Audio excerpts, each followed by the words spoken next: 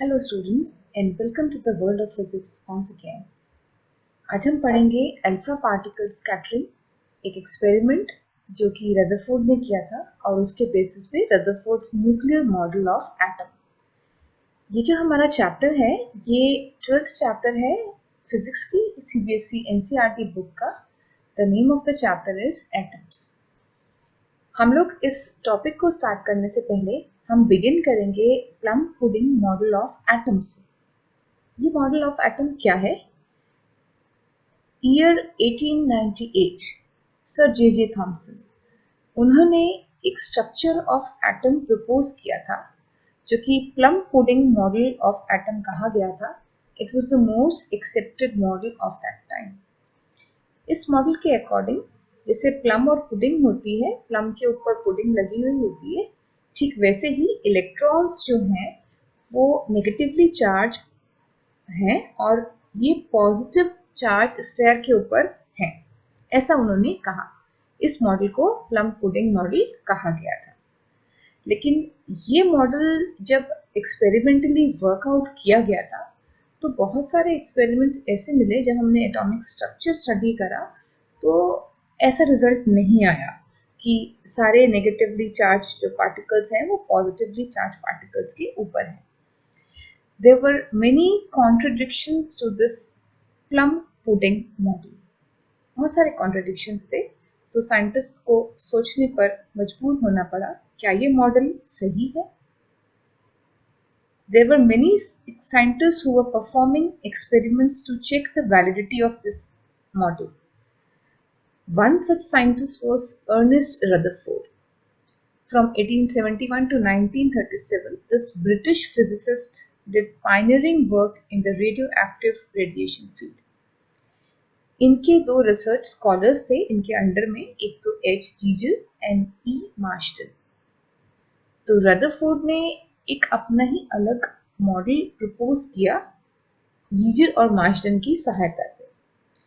Actually सबने मिलके experiments किए और जीजर एंड मार्शल की जो एक्सपेरिमेंट्स हैं वो 1911 में उन्होंने स्टार्ट किए थे और उसको नाम दिया गया था alpha particle scattering experiment.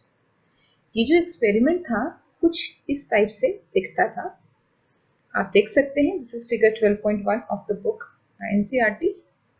Here we have a source of alpha particles.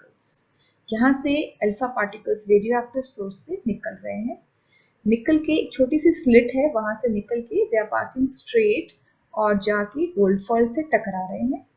Gold foil से टकराने के बाद ये स्कैटर हो रहे हैं, ठीक है।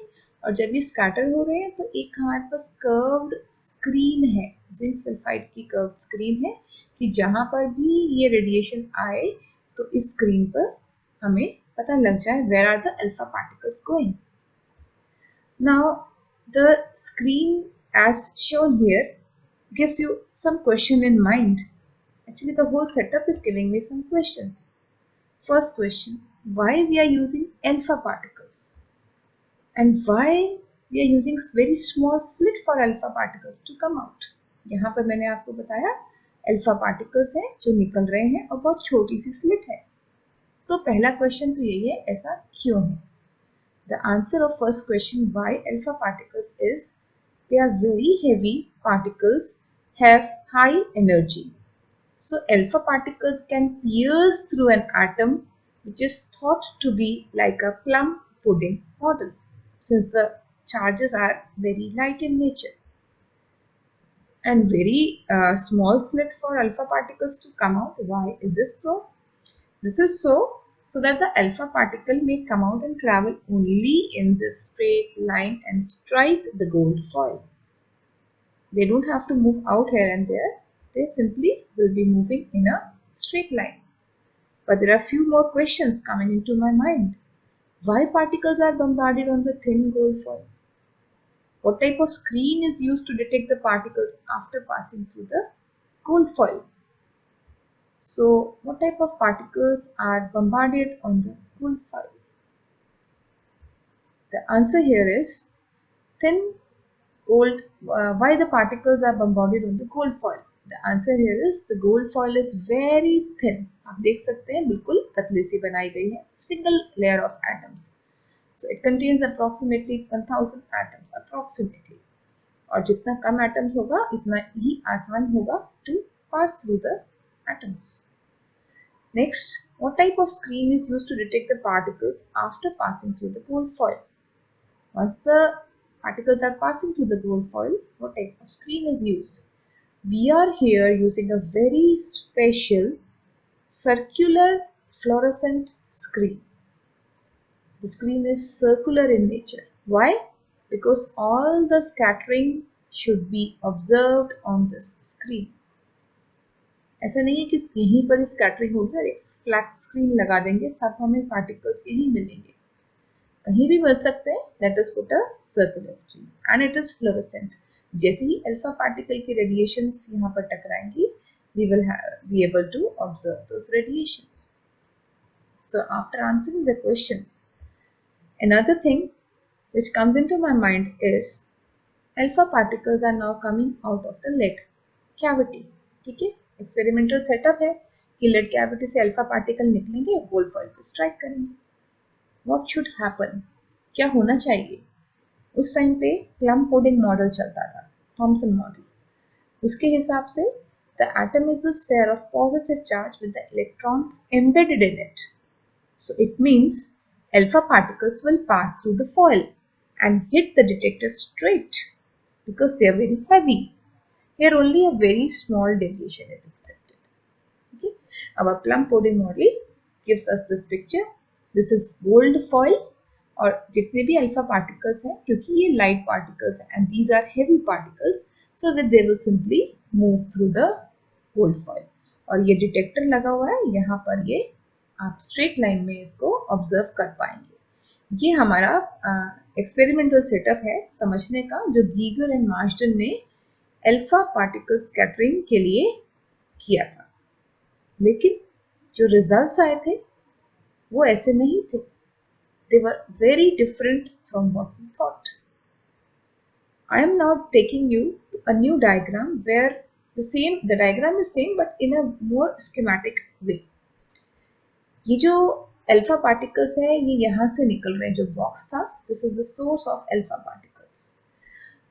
Now alpha particles after moving out they are coming straight and this is targeted to the gold foil. Gold foil से निकलने के बाद most of the particles they pass through in the straight line. लेकिन कुछ particles हैं जो deviate हो रहे हैं through a large angle, still larger angle also on the either side. The gold foil is a target which is about 10 to the power minus 8 meters thick, very very very small. लेकिन detector ने क्या check करा कि सारे particle सीधे नहीं निकले, कुछ इधर गए और कुछ तो बहुत ज्यादा वापस की तरफ भी आ गए, ऑलमोस्ट रिफ्लेक्ट हो रहे हैं. So these results were in contradiction to plum pudding model, क्योंकि प्लम पुडिंग मॉडल के हिसाब से सारे अल्फा पार्टिकल स्ट्रेट निकल जाने चाहिए थे. ऐसा नहीं हुआ. जब ऐसा नहीं हुआ, then they started collecting the observations of the experiment.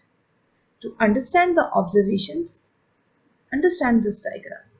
ये वही लेड कैविटी है जो सोर्स है अल्फा पार्टिकल का. ये बहुत सारे अल्फा पार्टिकल्स निकलते हुए दिखाए हैं और ये रहा एक रोटेटेबल डिटेक्टर जो रोटेट करते हुए सब जगह से रेडिएशंस कलेक्ट कर रहा है. What is alpha particle? It is 2 protons plus 2 neutrons. So see what is happening. जैसे ही पार्टिकल आया, कुछ पार्टिकल्स बहुत अगर न्यूक्लियस से दूर थे तो वो निकल गए. इसका मतलब कुछ है बीच में जो रोक रहा है, बाकी तो स्पेस में कुछ भी नहीं है. ठीक है, तो सारे न्यूक्लियस के आसपास से तो निकल रहे हैं, लेकिन जब वो इस सेंटर के पास आते हैं पार्टिकल्स तो डिफ्लेक्ट हो जाते हैं और कुछ तो आ रहे हैं और सेम पाथ पे वापस भी जा रहे हैं. These are the observations of the experiment. Now let us understand what is the closest distance of approach of these alpha particles.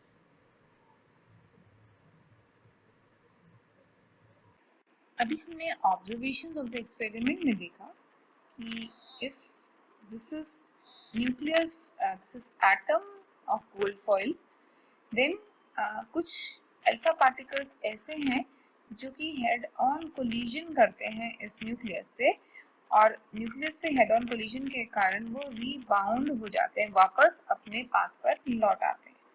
तो इस प्रोसेस में जब वो वापस अपने पाथ पर लौट रहे हैं तो कितना डिस्टेंस है क्लोजेस्ट अप्रोच का, अब हम वो कैलकुलेट करेंगे।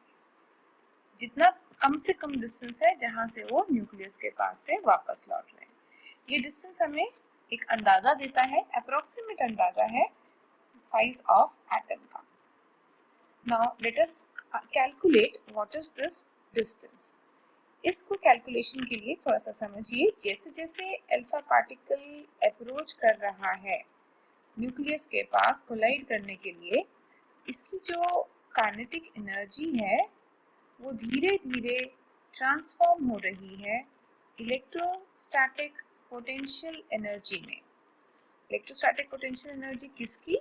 इलेक्ट्रोस्टैटिक पोटेंशियल एनर्जी इस न्यूक्लियस और अल्फा पार्टिकल की। तो इस एनर्जी कंजर्वेशन में क्या होता है, जब तक काइनेटिक एनर्जी है it goes on moving, finally all the kinetic energy gets converted into potential energy, so the object, that is the alpha particle, stops and rebounds, और जब ये रिबाउंड होता है तो वापस से इसकी एनर्जी काइनेटिक एनर्जी हो जाती है। तो ये जो अभी हमने एक ट्रांसफॉर्मेशन देखी एनर्जी की, इससे हम ये क्लोजेस्ट अप्रोच का डिस्टेंस पता लगा सकते हैं। कैसे पता लगा सकते हैं? Now let us right it down. Kinetic energy of alpha particle is equal to the potential energy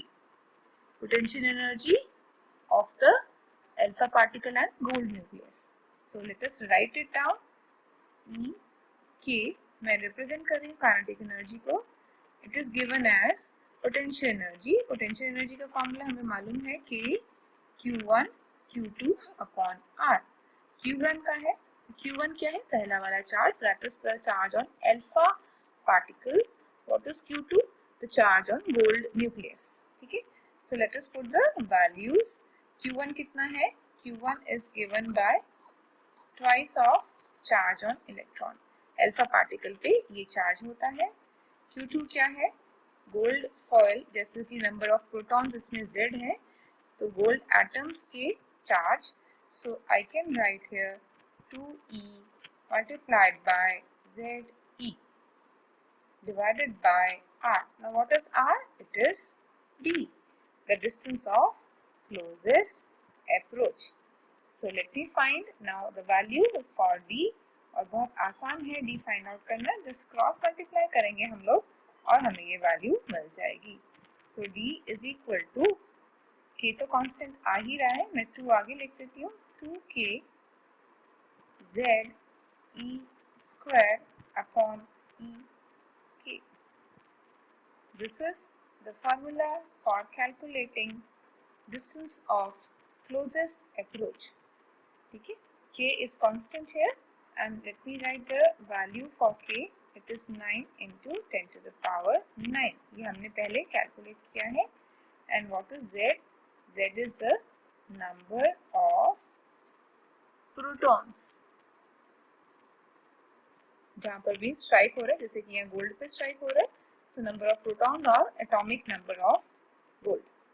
so this is the formula which we wanted to derive the distance of the closest approach to the nucleus. Now let me take you to the graph between the number of scattered alpha particles and scattering angle.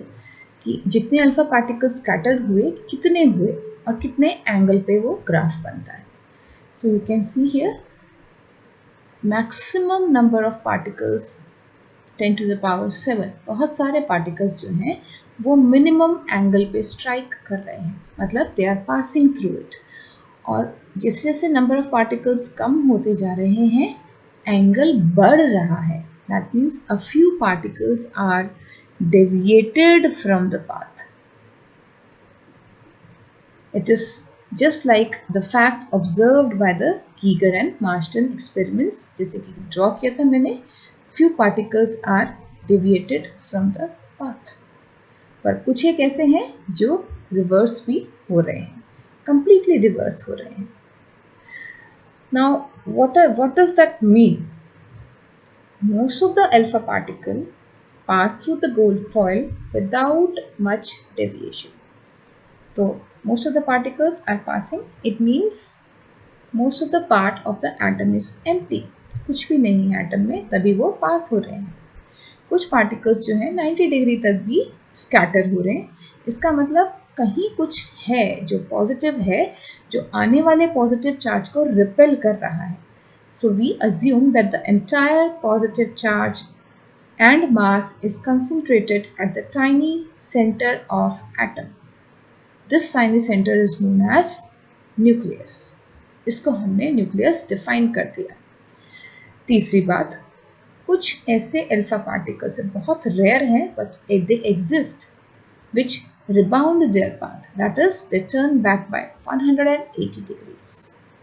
So alpha particles rebound due to the electrostatic repulsive force between gold nucleus and alpha particles.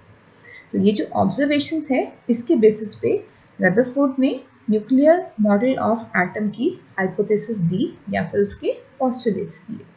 There are 3 postulates. First one, most of the part of the atom is empty. The second one, the entire positive charge and the mass of atom is concentrated at the tiny center which is known as nucleus. So the atom consists of a central heavy nucleus having positive charge.